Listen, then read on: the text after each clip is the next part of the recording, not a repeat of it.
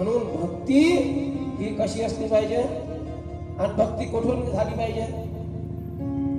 भक्ती कुठून असली पाहिजे? कुठून असली पाहिजे भक्ती? भक्ती ही भावातून असली पाहिजे. भावे विना भक्ती. माऊलीने म्हटलेला काय म्हणता तुम्ही हरिपाठ नेहमी म्हणता ना, भावे विना भक्ती, भक्ती विना मुक्ती, बळे विना शक्ती. मग भाव नसेल तर भक्ती आहे का? आणि भक्ती नसेल तर मुक्ती मिळणार नाही. म्हणून भाव महत्वाचा आहे. भाव धरी तया तारीला पाशान, त्याला भक्ती म्हणतात. भाव धरी तया तारीला पाशान, दुर्जना सज्जन काय करे.